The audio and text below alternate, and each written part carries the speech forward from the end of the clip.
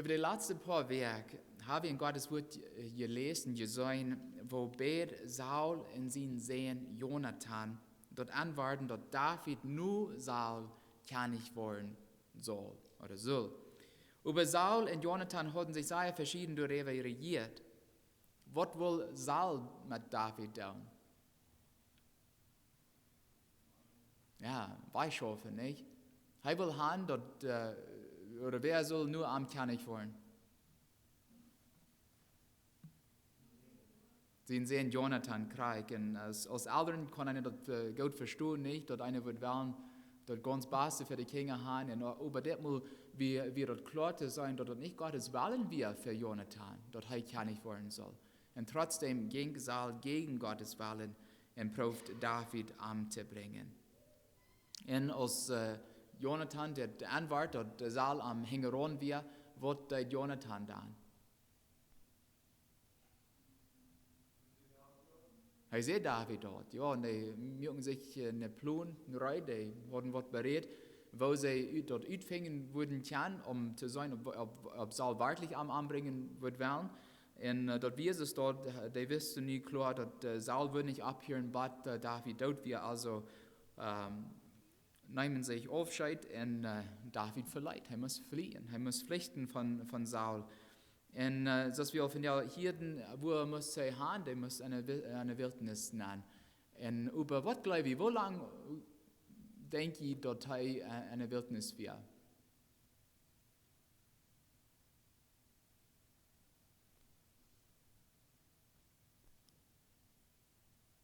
Bibelforscher glauben, dass er ungefähr 6 Jahre eine Wildnis wäre. Kann ich uns das vorstellen? Unglaublich, nicht? In 6 Jahren, zu weit, dass eine soll König wollen und dann fliehen machen und dann für 6 Jahre durch eine Wildnis ein Heulen wohnen. Oh, das wird viel Däume brauchen, nicht? Und Gottes Zeit zu warten so lang. Und von das Mal ist, wo wir wissen, Ereignisse und Siegen, die in dieser Zeit, oder die David in dieser Zeit belebt hat. Unser Studium von der wird in 1. Samuel 21 anfangen. 1. Samuel 21, das wo wir Feuerwerk abhielten. Und wir wollen dann lesen, was David tut, als er von Saul fliehen muss. Oder wer wird dann sein können, als David von Saul fliehen tut, wo ging er hin, um halb zu fangen?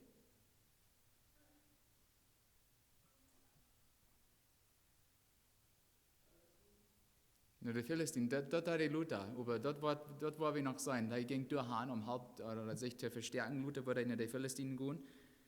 Aber am Anfang ging er in den Priester Ahimelech. Der hat nicht immer sein Schwert mit sich genommen. Der hat kein Erden mit sich genommen. Der hat nichts mit. Und er weiß nicht, wo er halb fangen kann. Also ging er in den hohen Priester Ahimelech. Und er sagte ihm, das lesen wir in 1. Samuel 21. Er sagte Ahimelech, dass er gekommen wäre, dass er auf eine besondere Mission wäre, dass Saul ihm geschickt hat, um eine besondere Mission zu tun. Er hat nicht Zeit, seine Mann mitzunehmen, er konnte ihn nicht mitnehmen, er hat nicht Zeit, sein Schwert mitzunehmen, nicht eten. So, dann wollte er haben, dass Ahimelech am halten soll. Und über Gottes Wort sagt uns, dass Ahimelech abgeregt wird, als er das hier hat. Und ich glaube nicht, dass Ahimelech am ganz geglaubt hat. Aber trotzdem hat er ihm geholfen. Was gab er ihm? Wenigstens 2 Dinge. Brot, das gewährte Brot, nicht? Das alle gewährte Brot, das wird das einzige Brot, was sie durch Stiftshütte hatten. Und was noch? Wenn sie sein Schwert nicht mehr hat, gab er ihm ein Schwert. Aber das wird ein ganz besonderes Schwert. Was weiß ich von diesem Schwert? Wem sind wir dort?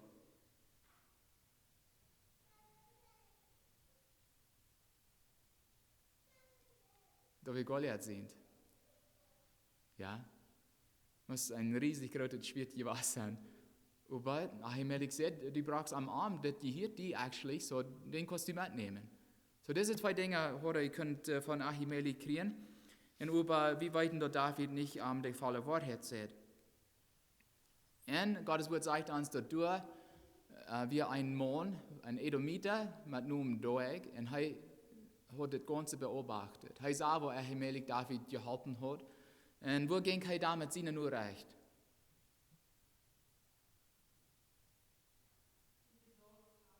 Er ging soll dort sein. Er vertelt ihm alles, was er dort sah. Ja, dat Ahimelech David eine Schwierigkeit und sogar ein Braut gab. Und dann kriegt Saul den Priester Ahimelech und all seine Freundschaft, der auch Priester und Nob wären taub. Und als die dann vor Saul wären, dann frug Saul Ahimelech, woran er dort deit? Und Ahimelech antwortet ihm, dass er dort nicht wisst, dass David von Saul fliehen deit und sich verstärken deit. Und dann sagt Saul zu Ahimelech in 1. Samuel 22, nicht sage ich 22, 1. Samuel 22, Vers 14. Als du das wer von deiner Eugestalte dem so zu trühen als David in eigenen Schwier sehen, die Färste von deiner Weichte in Eue sein, man diener deiner. Obwohl Ahimelech dann nicht klar wird, dass David am Ferien hat, sagt heute Saul, hast du noch eine bessere Soldat in Schwier sehen als David? Wo dann bist du am Überhebs hängen an? Und wo soll das hören?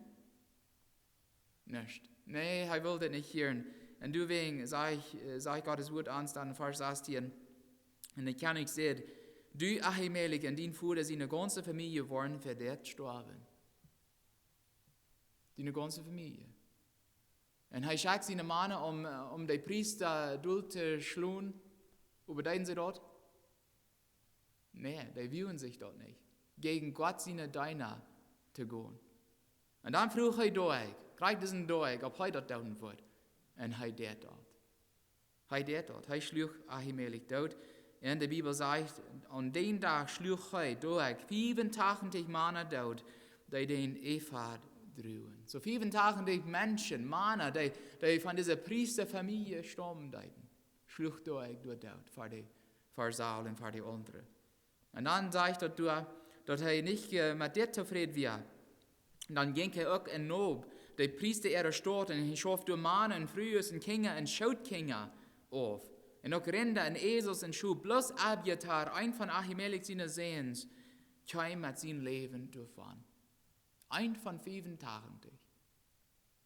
Können von du weich. Und wo ging er hin? Wer weit? Er ging nach David. Saul dachte, dass die Priester mit David und Jonathan taub schaffen deuten. Und du will er alle anbringen. Er dachte, die planen alle was ut, um am Amt zu bringen, so dass David ja nicht fahren. Der hat alles bloß utgedacht. Nicht ein Wort hat gestimmt. Aber wenn es so aufjanstig wird, können das nicht klar sein. Und wir sehen hier, wo Sauls Aufgangs so weit gebracht hat, dass er sich sogar wehren hat, gegen den Herrn seiner Deine zu gehen. Und wenn wir nun ein bisschen an David denken, David lügt Ahimelech fair, sich Sauls zu bewahren und zu schützen. Und wir sollen nicht glauben, dass dort, wo David deut, reich wird, hier, bloß wenn er sein Leben bewahren will. Wie es Ahimelech fair lügt, kamen 85 Priester an. 85 Priester. Und die Bibel redet sehr klar über, wo artig Liehen ist. Liehen kriegt aus alle anderen Senden, wird nicht von Gott geduldet und bringt alle Folgen mit sich. Und wir sollen niemals denken, dass Lehes bloß kleine Sünden sind, wie hier Menschen sein oder reden von Witte-Lehes, right? Just a little white lie. Zum Beispiel, wenn jemand ansagt, wo Ludak oder was immer, und das klar zu sein, dass der Mensch krank ist oder was, und nicht gut auf ist. Ich meine, einer kann freundlich und nett sein. Und aber einer muss auch ehrlich sein, nicht? Und little white lies.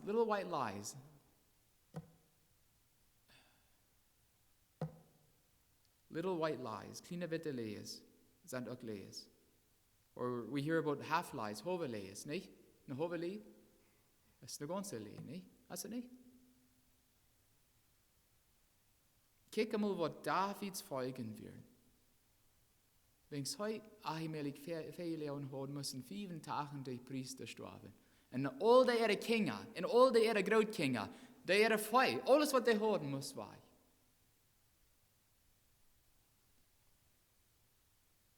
Gottes Wort ist auch sehr streng in Offenbarung 21, Vers 8, wo das sagt, alle Lia wollen ihren Platz am Viersee haben, der mit Schwefelblatt brennt. Nicht? Und das wies uns, wo wichtig das ist, dort wie Kinder der Wahrheit sind, dort wie immer proben, die Wahrheit zu sein und ehrlich sind. Und wenn wir zweimal was tun, was nicht ganz reich oder abrechtig wird, dort fort, wo möglich, reich merken dort. Wenn dort ist eine strenge Sache, dort ist eine ernste Sache. Und Gott sieht, was wir tun, er sieht, was wir sein, er hört, was wir sein, und er hört dort, und die will haben, dass wir abrechtig sind.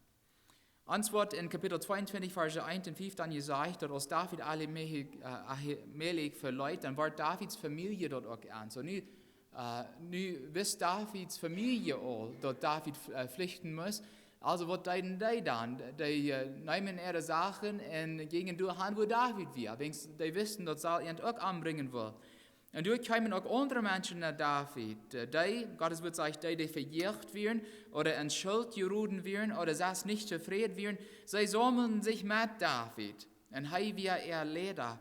Du werden zu dieser Zeit bei 400 Männer bei David bleiben. Und einer schreibt, das schwor genug, ich gute abreichte Männer, eine Armee zu merken, aber das ist viel spannender, so eine Menschen zu leiden, als was David nur feigen deuten. Und trotzdem waren diese Männer laut David seine wichtigste militärische Lehrer. Right? Die hatten wahrscheinlich was Dinge von David gelehrt, nicht? Was dort mein Gott deinen so wieder. So, obwohl diese Menschen am Anfang nicht so abreichte Männer waren, Luther sei wie, wo anders die waren, besonders seine Kommandanten, wo anders und wo abrechtig die waren. So erst los, wie wo Abjatar, ein von Ahimelech seiner Sehens mit sein Leben von Saul weichgekommen wäre, und wo ne David dann ging. Und dann nur dem David dort hier, was mit den Priester alle passiert wäre, dann sagt heute Abjatar in 1. Samuel 22, die Verse 22 und 23, das was David zu Abjatar dann sagt. Er sagt, als ich da den Tag sag, wiss ich, dass er sicher Saul davon sein wird.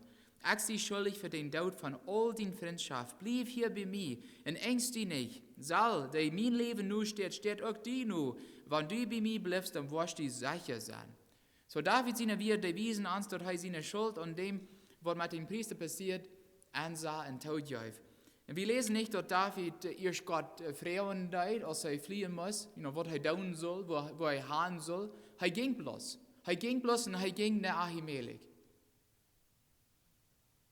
Und hier sah er das Resultat oder was ihnen folgen wird. Von dort wieder wird David erst Gott freuen. Erst Gott freuen, was er tun soll, ehe er was deut. Und wie es er dort deut, dann weiß Gott am Ende, was er tun soll, sein Leben für Saul zu retten. Und ich glaube, wir würden alle mit David gut mitfeilen können. Wir würden alle an Tiden denken können, wo wir tauschwen gehandelt haben, nicht? Ich kann gut an so eine Tiden denken. Wo wir hatten so vielleicht erst beten, ehe wir was deuten. Und dann Luther sagt, wo scheif alles ging, wirst wir nicht erst Gott freuen deuten. Und das sei wie von David, und ich glaube, das haben wir alle persönlich auch belebt. Weil wir so David sein, und an uns als den Entschluss fuhren, immer erst Gottes Leitung in Halb zu siegen in unserem Leben, ehe wir was tun. Dort muss er lernen und dort muss wir auch lernen. Und solange David Gottes Leitung sagt und am Gehorsam bleibt, beschützt Gott am vor Saul. In 1. Samuel 23, Vers 14 sagt, 1. Samuel 23, Vers 14, und David bleibt an der Heulen, an der Boy-Gegend, an der Sif-Wildnis. Und Saul versagt den Tiet ewer zu fängen, aber Gott leidt dort nicht taub.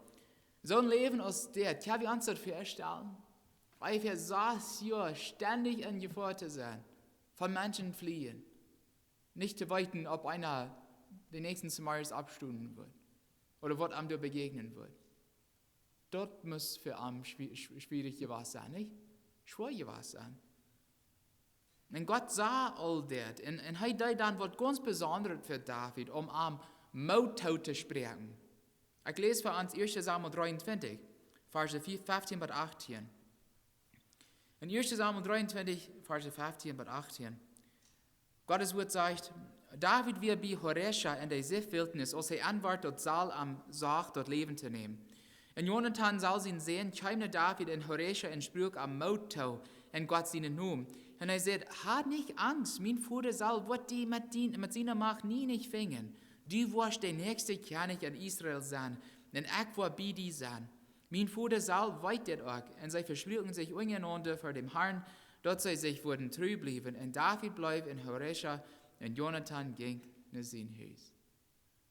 Und diese Begegnung muss für David ein Trostjahr sein.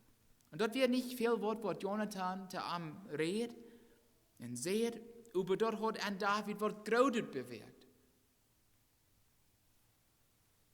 Und das wies uns, dort vielleicht würden wir sagen, auch so eine Gelegenheit nehmen, nicht? Wenn uns dort klar wird, dort Menschen um uns herum und Mut fehlen, dann dort wir dann wird für ihn tun oder wird ihn sein, die Proben zu ermutigen. Und manchmal braucht er bloß ein paar Worte oder eine Sache zu schicken, ihn zu wiesen, dass wir an Leib haben und dass wir an ihn denken und so weiter. Dort halt. Gott will uns brauchen, so eine Segen für andere Menschen zu sein. Und hier sei wie, wo Davids Geschichte anfangen, der mehr positiv zu werden, nicht? Aber nu wird er nur negativ und dies da, aber nu hat er 600 Männer bei sich. Er hat Abiathar bei sich. Er wisst Gott, wie mit ihm. Und er hat könnt Jonathan weiter sein. Und dann gab Gott, König Saul, 2-mal in David seine Hände. 2-mal. Erstens an 1. Samuel 24. 1. Samuel 24. Saul ward gesagt, dass David in der Wildnis bei Engedei war. Und Saul nahm 3000 gewählte Männer, weil wir daran denken, David hat nur 600 bei sich. Und Saul nahm 3000 mit sich, ihm entgegenzukommen. Und er ging David zu siegen bei der Wille Kasenboy, und er kam nach einer Heul bei der Schubhachs. Und Saul ging gedunan, sich ladig zu merken, aber David und seine Männer werden wieder ban, und der Saul geheul. Nie hör ich mal, was Vers 5 sagt. Und David seine Männer sagten zu ihm, dit ist der Tag, von wo der Herr sagt, ich will dir deine Feind und deine Macht geben, dass du mit deinen Daumen kannst, wo du warst. Liebe Geschwister, was glaube ich, war David hier versorgt, Saul umzubringen? Sei er versorgt. Während dieser Welt, wo seine Männer am Sehen, wirklich von Gott, kämen die wirklich von Gott?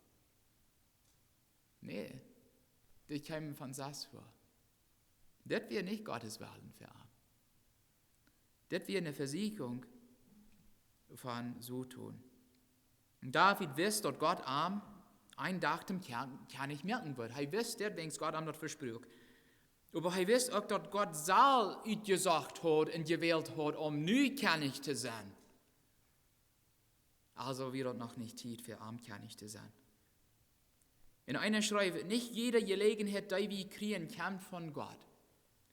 Manchmal jankern wir was so sehr zu haben, dass wir sein jede Gelegenheit, das Ding zu kriegen, aus Gottes Willen für uns. Eine Gelegenheit, über was nicht mit Gottes Wort übereinstimmen wird, kann nicht von Gott kommen. Das kann bloß nicht. Wie es Gott uns nicht an Versiegung führt. Wenn Gelegenheiten uns begegnen, dann soll wir immer erst unsere Motive untersuchen, zu sagen, ob die rein sind. Woran will wir das Ding so sein? Wird es uns wirklich ein Segen sein? Wo wir dort wirklich brücken können und so wieder. Wir sollen sicher merken, dass wir Gott seine Wege und Gott seine Wünsche hängeron sind und nicht unsere. Nicht jede Gelegenheit kommt von Gott. Und nur dem David seine Männer das am Sehen, dann lesen wir in den Versen 5 bis 8, Dann krob David seine Stelle daheim und schneid eine Eich von seinem Rock auf. Wir sollen hier wo versorgt war. Erst wird er bloß ein bisschen von seinem Rock aufschneiden. Nicht? Aber dann bodert David dort gewesen. Dort er all seinen Rock aufgeschnitten hat. Er sagte seinen Mann, möcht der Herr mich davon weichholen, dort ich meinen Herrn, dem Herrn sein Gesalbten und Ondo. Ich soll nie nicht meine Hand gegen dem Herrn seinen Gesalbten brücken. Und so berät David seinen Mann, dass er soll nicht angegriffen werden. Und aus soll fertig wie er ging, er üterheul und ging seinen Weg wieder. Als David dort ansah, dass er nicht Gottes Willen für ihn wir soll anzubringen, Leute er am Tag. Und er mögt auch sicher, dass seine Männer soll tagluten werden. Kimmel, der Herr hat so nicht einmal dort von seinem Rock aufgeschnitten haben. Bloß dort hat sie nicht gewesen, aus der Seite geplärt. Aber dann hielt er ab. Dann mögt er dort reich. Und ging nicht wieder. Und Krieg so geht es uns manchmal nicht. Wenn wir was anfangen, down, was wir nicht down sollen. Am Anfang, dann plärt uns dort gewesen, so sei. Wenn dort uns passiert, dann werden wir du abhören. Krieg du abhören. Dort mit Gott reich merken. Nicht wieder, nicht einen Schritt wieder. Das wird Gott will.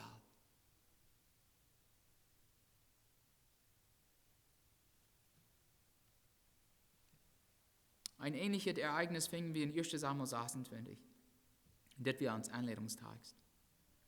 Ein Mann von Sif kam in den Saal in Gebär und sagten, David hat sich ab den Hekilerbeuch, Osten von Jeschimon, verstärken. In Saal mögt sich reut waren mit 3000 gewählte Männer von Israel in Gegend der Wildnis bei Sif, David durchzusiegen. Und Saul mögt ihn leer ab den Hekilerbeuch und den Weich Osten von Jeschimon. Und David, der durch in der Wildnis bleibt, hier dort Saul am Nu stand. Vers 5 saß. 1. Samuel 26, Vers 5 und saß. Und David ging und kam in der Stadt, wo Saul sich gelehrt hat. Und David sah, wo Saul lag. Und auch Abner, näher seine sehen, der Kommandant von seiner Armee war. Saul lag und dort leer in der Armee war rund am Arm. Und David sagte, was von seiner Mann, wer geht mit mir, bat an Saul seine Lehrer. Und Abisai sagte, ich will mit dir mitgehen. Und dann gingen David und Abisai an eine Nacht an der ihre Armeelehrer nahm. Und sie sahen Saul, Maden an dort Lehrer schlupen. Und das muss ein Wunder Gottes gewesen sein, nicht? Wo David und Abisai ganz an seine vielen ihre Lehrer gingen, ganz bei einer Mad, wo die Kerne schlupen dort. Und die beobachten, wo kann Saul dürfen, ruhig schlupen dort. Und seine Armee ganz rahm ernt und so wieder. Vers 8 bis 11. Dann sagt Abisai zu David, Gott hat die dienen Feind von der und deiner Macht gegeben. Lob mir dem hier unter ihr nun spalten, mit diesem Spieß. 2-mal würde ich dem nicht stärken brücken. Und David sagt, dauert nicht. Keiner Haft und Reich dem Herrn sind gesalten wird unterdauen.